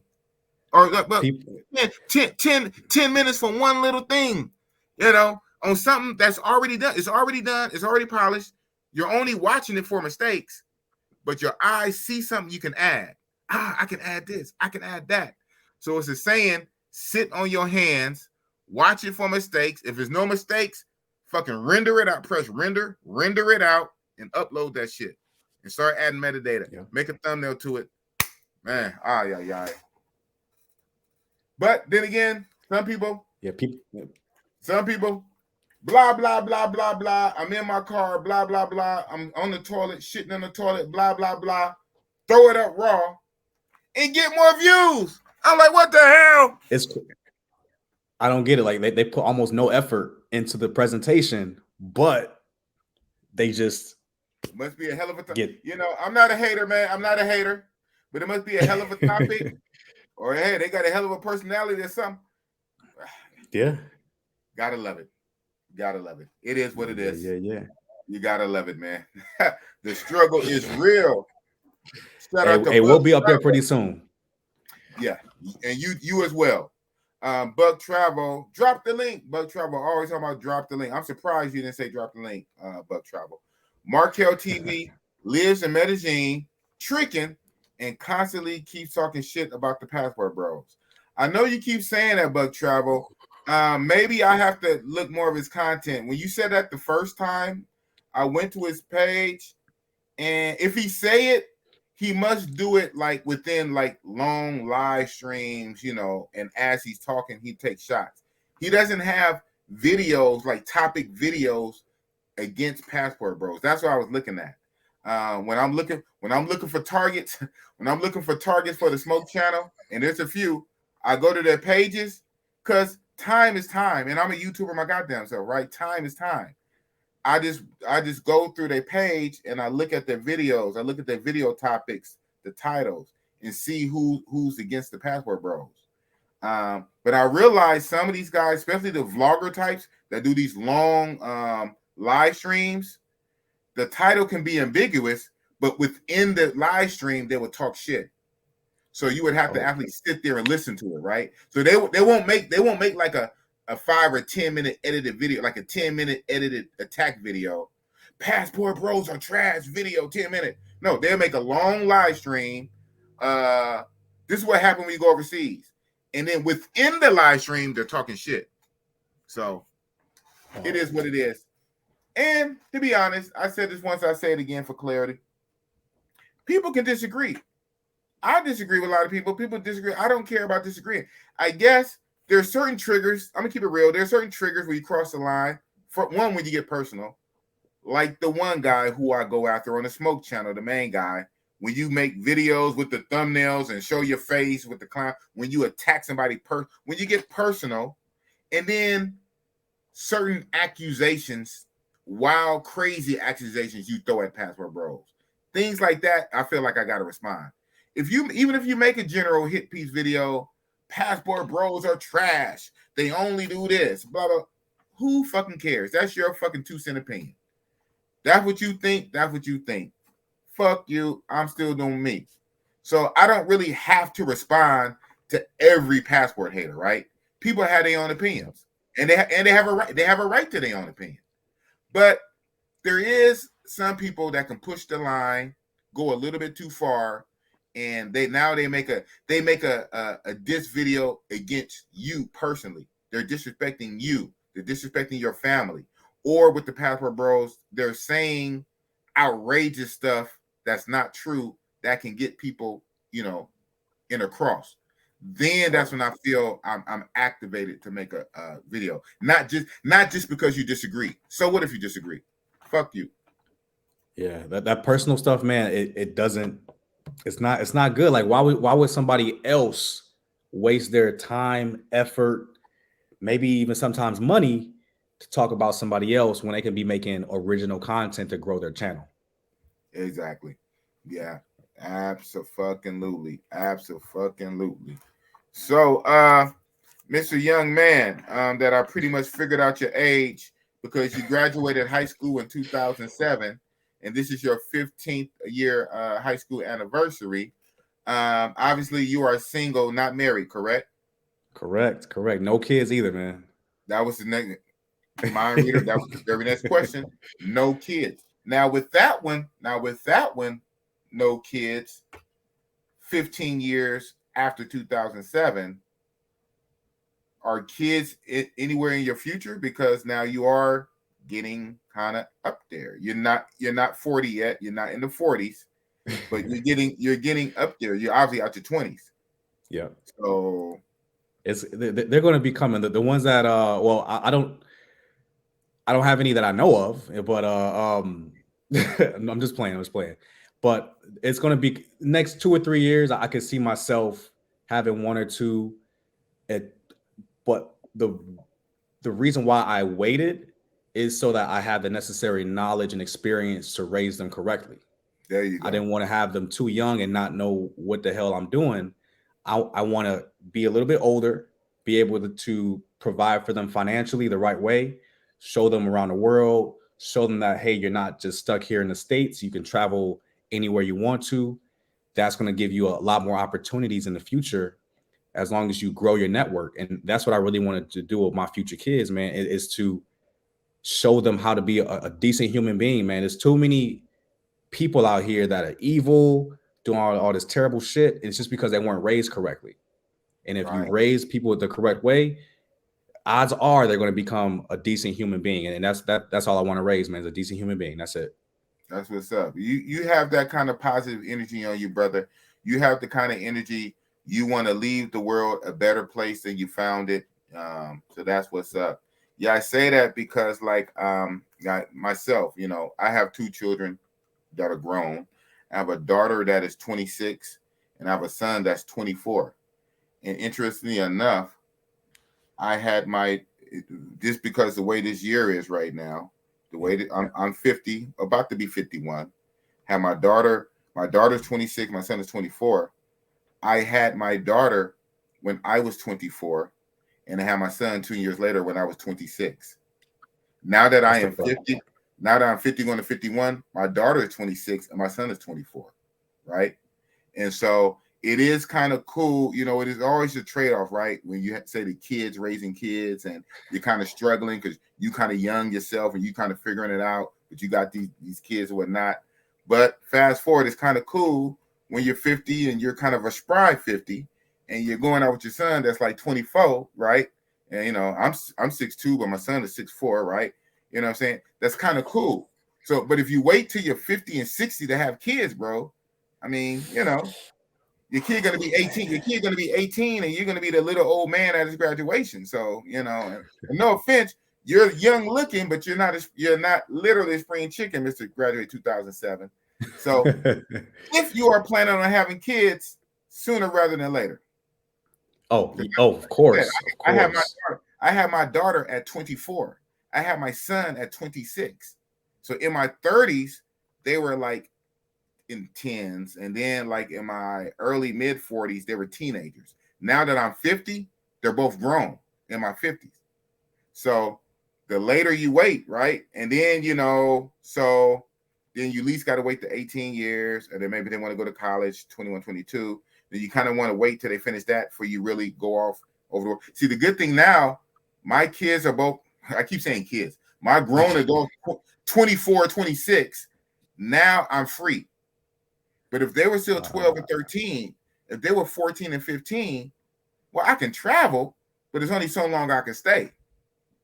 But they're in their 20s. They're grown in their 20s. And I'm a young 50 where I can do what I want to do. So that it comes into that algorithm. You don't want to wait forever to have kids. Find a good solid woman and bust it up. I'm gonna shoot it up. All right. That's right. Oh man, I appreciate the advice. Big boss. I want to say thank you for the opportunity to not only get my name out there, but to also expose you to my subscribers as well, so we can both grow, man. And that's what it's all about. This YouTube game, man, we can never hate on each other. I myself personally, I refuse to beef with anybody. I'm all about growth and positivity, man. If there's some way I can help somebody out, let me know. But I gotta go pretty soon, my friend. Yes, sir. No worries. I have to go as well. Talk about the YouTube growth. The reason I don't know your reason. I don't need to know your reason, but my reason is because I have to get to work. My night job. I said before, my work. My subscribers know that I'm a security officer. I'm a full-time security officer with a weapon. Pew pew. And I actually work 2 jobs. Now the reason why, in all transparency, the reason I work 2 jobs, like I told Bet Out of Debt, the second job is basically so I can travel, right? Because at the end of the day, I am a security officer, right? It's not like I make a lot of money, but I do carry a weapon, so I make more than an average security officer. But to travel the way I do takes, some fun. So I work 2 jobs, and the second job is basically my travel job. So, and that second job is my night job that I have to get to soon. So, I was going to be ending this soon anyway, but we was having such a good conversation. And like I say, this more so was we was kind of free forming because this was your first time, being featured. You came on the channel for my 1-year anniversary. Again, thank you for coming for my 1-year anniversary. You pulled up on the panel. That was a crazy night. The panel was full. I had people in the background. I even had 1 or 2, I'm not gonna put their names out there. I had 1 or 2 YouTubers that actually got upset with me because I sent them the invite link late. I'm not going to say their name. I will apologize. It was a crazy night, man. I never had that many people on my panel, a full panel, people in the back waiting to get on, and then people hitting me up trying to get on, and then people I forgot to send a link because I thought we're talking over 30-something people, because my thing was to try to have every YouTuber I ever had on for the whole year come on. Yeah. And mind you, when for most of that year, right, I did good for 90%. For 9 or 10 months of that year, most of that year, I was every week. How many weeks is in a year? 52. Not once a month, every week, every Saturday for a year, like 9-10 months straight. So I had over 30-something YouTubers, bro. I was trying to send them the link, and then I thought I already, but then way I would know, they would give me a comment or a super chat, and I see them, and then when I see their name in the super chat, I look, oh, I didn't even send them the link, and then I had people waiting, and I was full. It was crazy. So shout out to all the YouTubers that pulled up, that rocked out with me. Shout out to the ones that I forgot I didn't send a link. That was a crazy night. Maybe on year 2, but shout out to you again for ending your stream a little bit early so you can come celebrate with me. But this is your first featured interview, and it's going to be the first of many. And whenever we can, try to have me on your show, and you can feature Big Boss from Oakland, California. Of course. Hey, one thing real quick. Yes. I was watching your interview with I Am Marwa. Oh, you saw that one, huh? Okay. So my question is, how do you build your YouTube network to work up to one of the larger YouTubers like Marwa? How do you get in touch with people like that? Everything is network. Everything is network. So for the I Am Mara, for the Ace Live, for the Check in Effect, for the Zoom to Thailand, any of them guys with 75K, 100K, 300K, it's network. I benefit from being in the travel community, in the WhatsApp community. A lot of it goes from there. So I Am Mara is not necessarily in any of our WhatsApp communities, but there's other guys in a circle, in the web, and a wheel within a wheel who know. So it all comes back to contacts. So that's probably not the most helpful answer. So I did have a few legs up. I did have a few benefits, being that I come from the WhatsApp travel community. The WhatsApp travel community is literally like an iceberg, like a real life iceberg, where you see the top, and the top is big. The top is a mountain. That's big. But even under the water is basically a freaking continent. It's literally a continent underwater and a mountain on top. The mountain is the YouTube. That's only what you YouTubers see, because that continent underneath are the guys who are not YouTubers, right? They're just travel guys. They're travelers. They're regular guys. A lot of them are cops. You know, they're firemen. You know, they're business owners. They're regular guys. These are guys who can't put, the guys who really can't put their face, you know, on camera. Thousands of guys that make this thing up, and the tip of the spear are the YouTube. All you guys see is the YouTube face, but I'm connected in that big web. So I just put out the feelers, and sometimes if it's a bigger YouTuber, it would take longer to get that hit back, you know, like a submarine put out the sonar, ping, that sonar ping, the ping got to come back. If it's a big YouTuber, it might take a while for that ping to come back. If it's a smaller YouTuber, the ping will come back faster. So it's in these groups, it's always somebody.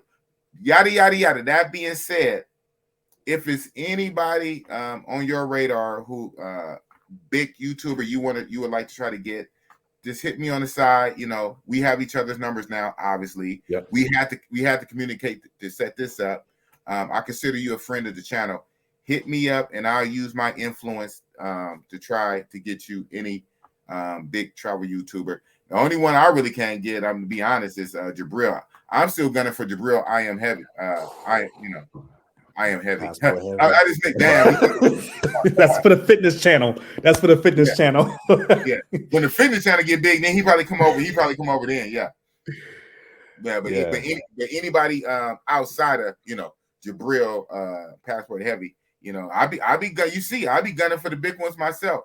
But what you have to, and I'm sure you know this, and I alluded to this with the guy who I am halfway still beefing with when we were on Razor Ray's show, when he brought up, you had all the big YouTubers on your channel and your channel still haven't popped over 2K. I said, well, like, you know, honestly, for your channel to really grow like that from subs, you normally have to be featured on their channel, not the other way around. What happened was, there's some benefit when the big channel comes down to your little channel. What that does, that gives you clout, and it gives you name recognition, right? So it's like, who is this guy? This guy got 300K, and he went to this guy who only got 800 subs. So it does give you clout. It gives you recognition, but most likely it's not going to give you a lot of subs. The subs come when it's reversed. When that little 1,000 subscriber dude or 800 subscriber dude is featured on the big channel. Now, when you're on the big channel, when you're in front of the big channel, that's when you can gain hundreds of subs in one night. So the thing is to get on their channel. But it helps a little bit. It helps with the algorithm if they come on your channel, because you got hella bragging rights, and you say, "Hey, I have so and so on my channel," and it does help with clout. It helps with name recognition. It does make you established. You are an established YouTuber. If you was able to get this person to come on your channel, you're established. But it's not going to do much for your subs yet. You're still going to have to grind and get your subs up on your own. Hey, big facts, man. If I had a soundboard, I would hit like the horn right now, because that was great facts. that was a literal gem that nobody's really talking about, man. Nobody's talking about networking and being featured on each other's channels at all. So the key thing is feature, man. I know you got to go. The key thing is feature. Yes, it's cool for people to pull up on live streams. That's very cool. It can be effective. That also can get your name out there, get you recognition. You can get familiar. It takes a lot longer, right? You got to do that for months. You have to do that for months and months and months consistently. A lot of months, a lot of channel. People get used to you. You name recognition. You're out there to be to pull up on people's channel. But the key is to be featured, one-on-one featured. This is like old school TV, like TV news, 60 Minutes, whatever. You sit down, one person in the chair, other person in the chair. So, Kanye West, what crazy stuff you're talking about now? The thing is to be featured like this, not just. And I get it. Everybody want to be on camera. I get it. I can't be mad, but not just to have a big panel with 8 people and 10 people and 15 people. I know I'm being facetious. Only 10 can be on at once. The main person 9. They have this big old giant panel where everybody pull up and everybody watered down. No, a one-on-one feature. Big Boss featuring Tripping with Jay. One-on-one interview. What's up, Tripping with Jay? What's up? Tell me about your channel. What you got going on, Tripping with Jay? What makes Tripping with Jay on the Big Boss channel? A featured interview. That's what do it. And do it on a big channel. Not having a panel with 50 people on the panel and everybody talking and over it. But that's YouTube. Yeah. YouTube. Oh man, I appreciate that, Big Boss. Like all the gems, man. You know, I gotta stay a student of the game 24/7. I never know everything. So whatever like any other YouTubers like yourself may have to offer as far as knowledge goes, I'm all ears, man. I'm all ears. Seriously. Yes, sir. Yes, sir. That being said, I'll let you go. I think you said your last word twice. So, 3 times the charm. For real this time. Last words. And for first time, I'm going to make you big. Last words. For real. Hey, all right, everybody. My name is Tripping with Jay. Subscribe to my YouTube channel. I primarily go between Las Vegas and Mexico. So follow me. I'm also on Instagram as well, Tripping with Jay with an extra Y at the end. So subscribe and follow me. I promise you the content's going to be fire from start to finish. And salute to you, Big Boss. Thank you again for having me on your channel. I'll have you on mine pretty soon, my friend. Thank you so much. That's real talk. You know what? I'll do you one better. I'll be in Thailand in 10 days. I will be there for 2 weeks. Maybe we can work out the time difference where you feature me on your channel. I'll be boosting the ground in Thailand. Hey, I'm down for that, man. I have to just get Kings and Dreams to show me how to work StreamYard. That's what's up. Shout out to Kings and Dreams. Shout out to QB Passport Flexion. Shout out to Razor Rays. Shout out to the Crypto King. Yeah, you are now in my circle. So if you don't know them guys, you will know them soon. So you have a good night, sir, and thank you for coming on. Thank you. Thank you, Big Boss. Appreciate it. Peace. Guys, that was Tripping with Jay. Hell of a name, huh? Tripping with Jay. That's what's up. Out of Detroit. You know what I'm saying? Out of Detroit. Left Detroit. Moved and lived in Las Vegas. And started his YouTube channel in Las Vegas Jay. But then about 5 months ago, he had a switch up. He moved from Las Vegas and now lives partly in Las Vegas and partly in Mexico. So his channel is about him going back and forth from Las Vegas to Mexico, featuring Mexico largely on his channel. He plans to start traveling even more and to start totally vlogging all of his steps. So that's what's up.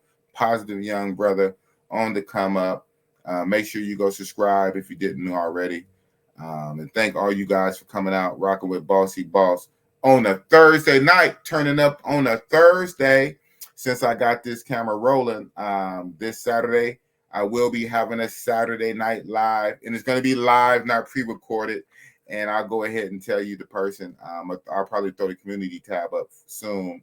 It's going to be Average Man Unplugged. So shout out to the Average Man Unplugged this Saturday night. Again, shout out last week. We had Moxie approved last Saturday. Last Saturday we had Moxie approved. Today we just had Tripping with Jay. This Saturday we got Average Man Unplugged. Next week I got Gold Money ENT Entertainment streaming out of Africa. It should be this same time next week, Thursday. And then for this Saturday after next, 22nd, which is the day before I leave, because I leave on the 23rd. That Saturday, I'm keeping that one under my belt. So, boss, I got some fire. I know the channel, I've been kind of slowed down on the channel, especially when I was focusing on the Smoke channel. I've been kind of slowing down on the Real Talk channel. But hey, it's like a rubber band, or more so it's like a bow and arrow. On the bow and arrow, you pull it back, and you pull it back real far, right? But what happened when you let that thing go? Woo! So right now, the Real Talk channel is back. It is. The Real Talk channel is back. But pretty soon I'm gonna let that arrow go. Gonna take off running, cooking with gasoline. You know what it is, Big Boss, Real Talk, back again. Bossolini, cooking with gasoline. Thank you for coming out. I'm gonna have to end the stream. Bossy boss got to get to work. I'm still a working stiff, and it already is. They're already mad. Boss gonna be gone a little while going to Thailand. They're already mad, so they're trying to get every little piece of sweat and blood and tear out of me right now, because I'm gonna be gone on their ass. That's what it is. And yeah, like I said, I'm still fasting. Woo. I am. Yeah, it's day number 5, right? This is day number 5 of my fast, my liquid fast. I haven't eaten since Saturday. I want to say Friday. I think I ate Saturday. Yeah, I think I ate Saturday. I can't even remember. But I know officially Sunday. I didn't eat no food since Sunday, and today is Thursday. And I'm not going to eat again to this Sunday. Oh, and should I say it? I don't know. I don't know if I'm going to say it. Yeah, something big might be coming up this Sunday when I start eating again, when I eat my first meal this Sunday, a week without food, last Sunday to this Sunday. When I eat my first meal this Sunday, there's something I'm supposed to eat. Some of you might remember from a few years back on Richie Rich Roll the Tape channel.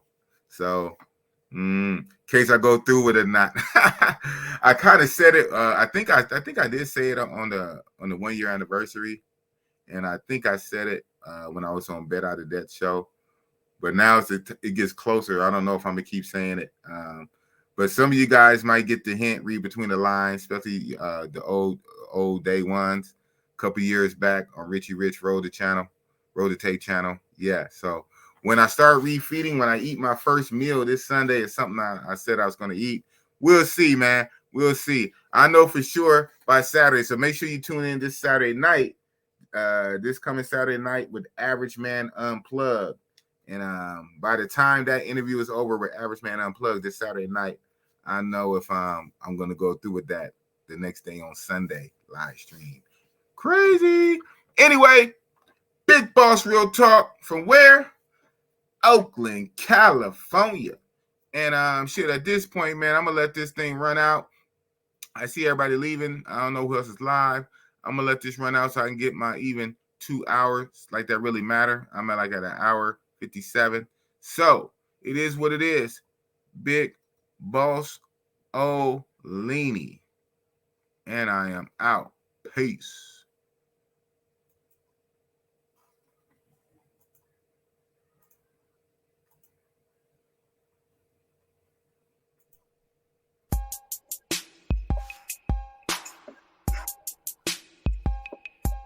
Big boss, big boss, big boss, and you know it. Real talk, real talk. Big boss, big boss, and you know it. Real talk, real talk. Big boss, big boss, and you know it. Real talk, real talk. Big boss, big boss, and you know it. Real talk, real talk. Man.